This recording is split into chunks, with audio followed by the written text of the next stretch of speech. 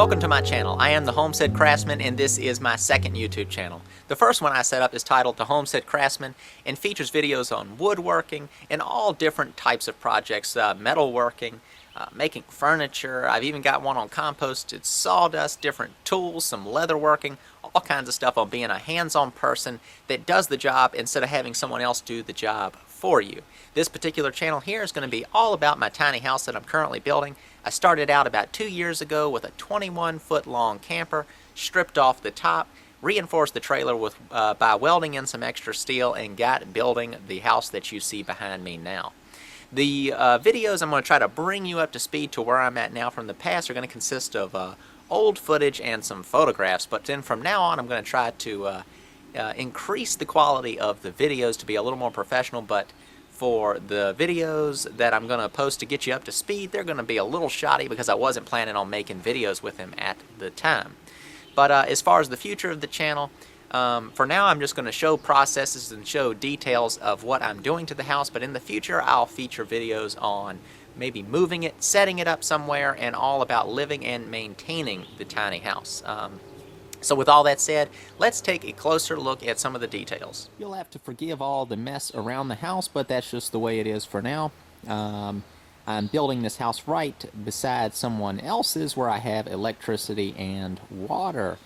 And once again, the length of the trailer is 20 feet long or 21 feet long. I can't think of it right now. I think it's 20 actually. So the house itself is 17 feet long with a 3-foot porch. And ended up going with a 3-foot porch just for space. I thought it was enough space, but not so much to where it would reduce the overall size of the house itself. Right now I have the paper, the tie-bar, whatever you call it, tie-back type stuff, going all the way down, but here is a look underneath the trailer. That really won't amount to much in the viewfinder, I know, but just to let you know, it's a double axle trailer off of a camper. It has been reinforced with a lot of different steel, and then underneath there's a full solid sheet of aluminum that I got from the camper. It was a good way to go. Of course, it's not the most heavy-duty way to go about it, but I think it will work. So, where to start? It's constructed with 2x4s like most any other house, plywood sheathing, then it has the paper on the outside for a moisture barrier. We'll talk about the windows real quick. All these windows I sort of made. These are old window sashes that came out of houses. They are wood, and I took them, cut them down to size, made window frames, and as you can see there is a slight taper right here, so that's the joint, and that is for if water gets in there it can shed out. And they are hinged at the top, so you would refer to them as awning style windows, so even if it was a light drizzle I could still have my windows open slightly and water wouldn't blow inside. And as far as where I'm at right now in the process, I've been trimming the windows, getting them caulked and painted. So I went with a simple window trim, as you can see, and the windows are all flashed in properly and even caulked down there, and then it's going to have cedar shingles on the outside down to about right here where there'll be a dividing trim strip, and then from there down there'll be some sort of a different siding, most likely a board and batten. Above the porch is a loft that you can access from the inside, and then it's not going to be that spectacular looking at the moment, but these are some stained glass windows that open like little French doors, so it's they're hinged on either side with little brass hinges. And I made the stained glass panels and then the window frames and the wooden part of the window, whatever you end up calling that, the frames, and the sort of frame that goes around all of the windows. And as far as the construction of the little house, I wanted it to have this sort of a craftsman slash timber framey type look, so a lot of the construction is exposed, as you can see here, with that 4x4 beam that comes out that all the rafters rest on. And I didn't want to box in the rafters either. I'm not going to put gutters on it either, because I think it gives it a really nice look. Up under the loft area, I just took some 2x material and ripped, I think they are 1/2 inch strips, and then rounded over the edges on the router to sort of give it a beaded panel look, and I really like the way it looks. I'm going to go back in and add strips of wood like this over top of the nail holes out of a wood like cherry or something. See, another detail that's worth noting is you can see what my roof sheathing is made of in the exposed areas. It is these decking boards is what these are, and the majority of the roof is sheathed out with plywood, and then the parts that are exposed in the gable ends of the roof and then up in the eaves are this the decking boards, just to have a better look to where you don't see just plywood on the edges. I think it looks much better. Here's the door that I made for the front of the house. It is made out of dimensional lumber, so it's made out of 2x material, like 2x8s, 2x10s, 2x12s, ripped up to my different dimensions. I made the frames that were then painted in a solid stain, and then I made these cherry panels that would go into a rabbited out area that they're put in from the inside, and a little trim strip holds them in.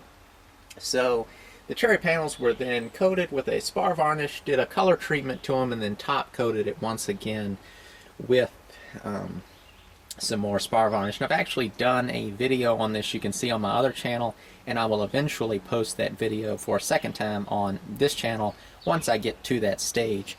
And then a closer look at the panel shows the carving that sort of fades out as it goes up.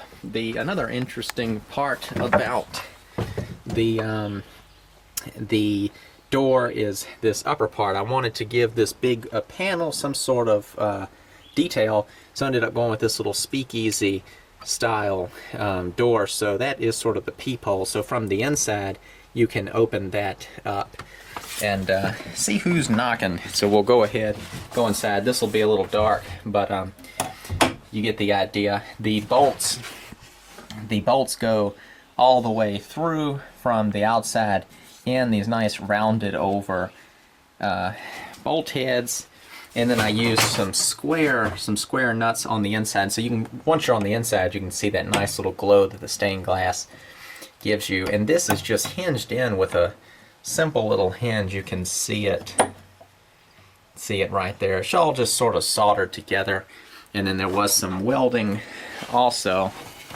to sort of seal off the inside of that. You probably can't see it too good in the video, but you can check out the other video for more details on that. So I guess since we're on the inside of the house, we'll go ahead and talk a little bit about this. It, of course, is very messy right now. I'm not going to worry about it for the video. Most of the time, I'll work in one area, like say if I'm working up in the loft, I'll have to get everything out of there and throw it down here, and then when I get down here and I'm working, I can toss stuff out there. It is a small house, so there's limited room, and a construction site is a messy thing. It's hard to keep it clean without a crew that's dedicated to doing so. But let's have a look up in the loft first. And I did a video on different aspects of the loft. For example, the floor up here. This all started out as untreated decking boards, planed them out a little bit, and did sort of a tongue and groove to them. The reason I did a tongue and groove and didn't just put boards up here is this loft is over top of the area that will be the kitchen, and I did not want any sort of dust and you know, whatever, bed bugs to be falling down through the cracks into the kitchen area. That would be nasty. So I did a video on doing this process, so you can watch that if you're interested. And you can see that this loft is the roof is lifted up in the lofted area, which creates these little triangular shaped walls, which I filled in with little stained glass windows. And I made these also, and then the ends of the gable ends of the roofs are filled in with these. This is the opposite side of the window that I already showed. And then to spin around, there's the one that I already showed from the outside. So that gives you a better look of what it looks like. it's sort of supposed to look like a sun, and then in the loft area where you sleep, it's sort of supposed to look like a nighttime sky with a moon type thing. And the moon in the center of that part, it does line up. It's just one of the windows is slightly open right now. But with the roof lofted, with the loft roof jacked up a little higher like this, it creates a lot more space, and then of course the opportunity to have windows, which gives a really good amount of light in here. So as you can see, there's a lot of work to be done in here, but something I'm looking forward to doing. And as far as the construction, we'll peek at that real quick. It's all real traditional, just normal house construction. I did 2x4s on 16-inch centers. Of course, it's a little bit heavier, but it makes it a lot easier to construct it, and then I can try to be really light in other areas. I still have to fill in over top my wheel wells. This right here is the frame for doing so, but that's still to come. And this is another video I've already done, but was on the floors. As you can see, they're old pine flooring.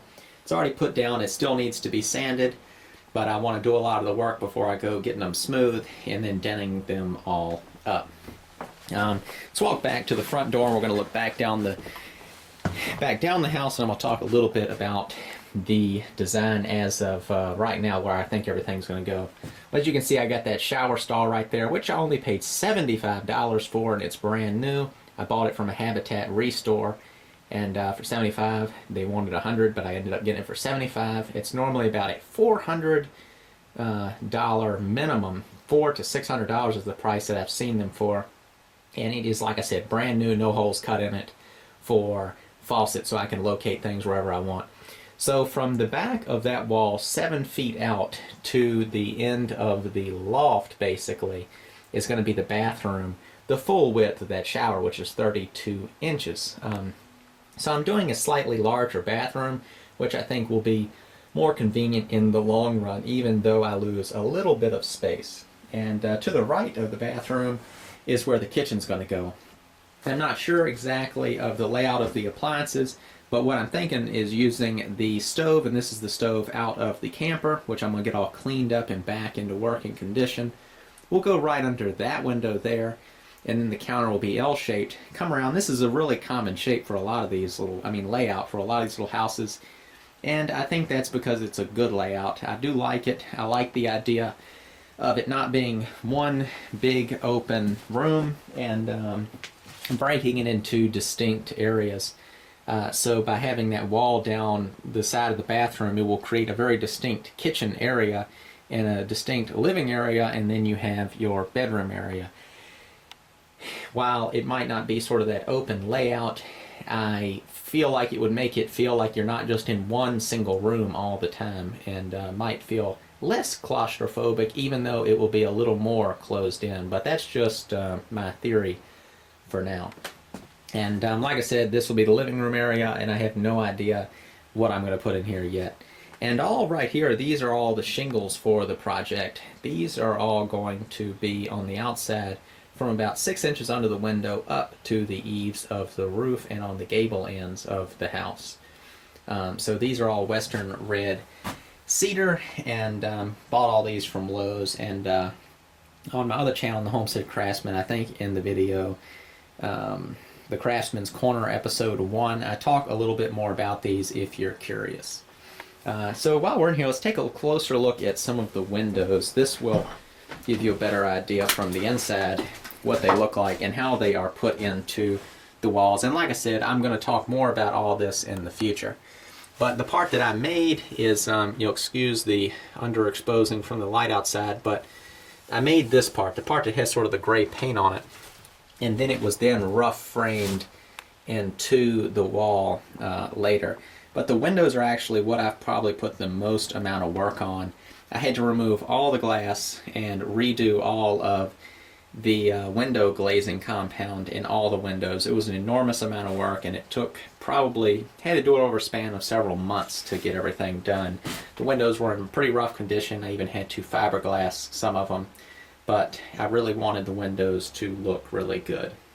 And I did a video on that window glazing watch it with caution. A lot of people have hounded me about how I'm doing everything wrong, but the condition of the windows so far has been great. I still have not painted the window glazing. You can see that it's white on the outside still. Still have to go over it with paint, but I used a water-based DAP instead of the DAP 33, even though I did use the DAP 33 on one window just to give it a try, just to see how it works in the long run. As you can see here, I've got the white glazing compound on the outside, but then we come down here and it's dark. This is something I experimented with where I mixed in some black chalk that goes into a chalk line in with the glazing compound, and that actually dried it up enough and made it a little easier to work with, I thought. And the advantage of it is when from the inside, when I look at it, it's not a white line right there. Whereas up here, even once it's painted on the outside, you'll still be able to see down into there and see that the glazing compound is white. Now I know that'll look a little quilt worky on my window since I didn't do it all at once, but it was just an experiment. So I guess that about wraps up talking about the inside. There'll be more talk about things later, but just give you a pan shot of the roof. That is one single 2x6 all the way to here, and then from there down to the end is another one. That is where two of them were stabbed together with some OSB. So it's a 16 foot 2x6 and then an 8-footer or 10-footer, I'm not sure, put together. So the roof line, of course, is longer than the entire house. So here we are outside again. This is to show sort of a larger view of the house from the other angle. So we've got these two large windows. That's in the sort of living room area. That's in the kitchen, and then the loft, of course, and then up in here, let me see if I can zoom in and you see it. Up in there shows those little round stained glass windows that are up in the sidewalls of the dormer part of the roof. And this also shows the roofing material that I chose, and it is corrugated galvanized steel. So it's the kind like that, just wavy. It is not the barn style kind that has the V ridges like this stuff right here. And to talk a little bit more about the construction, this side view gives me a good view of it to talk about it. There are going to be some sort of a columns on the porch, and then there'll be a center divider, not quite in the center, but about 6 inches below the windows that divides the house. Shingles are going to go from here up, and then probably a board and batten will be from here down. And so that will be the siding on the house. And those cedar shingles will continue up onto the dormer. And I still have the black paper you can see on the top of the dormer part of the roof. And that's above the loft. And I still need to put the metal up there. But I can't put the metal on there until after I shingle in those side parts, because it'll be too tight in there to work once I put the metal on there. So this is the sort of, I guess what you'd call the back of the house, which is the front of the trailer where the tongue is. And so just for you trailer people out there, there's a picture, a shot of the tongue. You can see this metal right here is the main construction of the trailer, which is large channel iron. That is about a 5.5 or 6 inch piece of it. And it's a 2 5/8 inch ball on the trailer. And I don't think I mentioned it, but the house is about, I think the interior space is 7 feet 4 inches, so the outside, well, it's about 8 feet 6 inches from the point of one roof to the point of the other roof. The interior space is 7 feet 4 inches, so I'd have to throw a measuring tape on it to find out what the outside dimension is. But this window right here is into the kitchen. And that is the window where the stove will be beneath it, potentially. And then that is the window that I said sort of looks like a moon. And so the cedar shingles will go from here all the way up and continue up into the peak of the gable. And then that same sort of timber frame construction-ish thing with that support bracket that comes out of the wall continued on to this side of the house also. And I'm still doing a lot of designing in this process, so if any of you want to give me any tips or design considerations, feel free.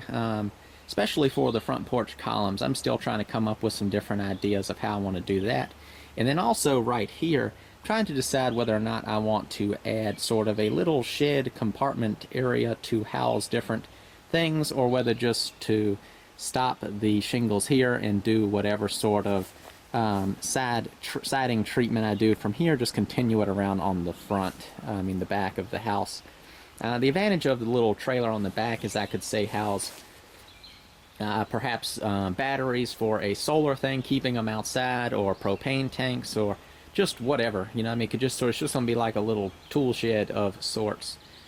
Still trying to consider the design of that. It could just be something as simple as little metal roof coming out with walls and some doors, and But if anybody's got any sort of clever ideas, let me know what you think. Well, I realize the video is getting pretty long, but I wanted to show you a lot of the details and then show you a couple of the details a little more in depth and talk about them, just to sort of start a conversation and get some comments going in the comment section below. And that's what I'm going to be looking at to produce videos in the future based on what people are saying. A certain amount of the videos I'm going to do just as direct response from comments, and then other ones I'm going to do just normal videos of what it looked like to start with, what the framing looked like, what the putting in the floors was like, that type of thing, just showing all the steps. But if you want to know about certain design decisions, or a closer look at a certain aspect of what I'm doing here, let me know, and I'll do my best to put together a video, or at least respond to your comment letting you know the answer to your question. But I guess that pretty much wraps everything up for now, so be sure to subscribe and you will get updates when I make future uploads of the steps on working on the tiny house. Give the video a thumbs up if you don't mind. That will get more people coming my way, and I think make for an all-around better channel. So, I want to thank you for watching, and I'll see you soon. If you'd like to be part of my channel, click the red subscribe button and you'll get updates on all my future videos.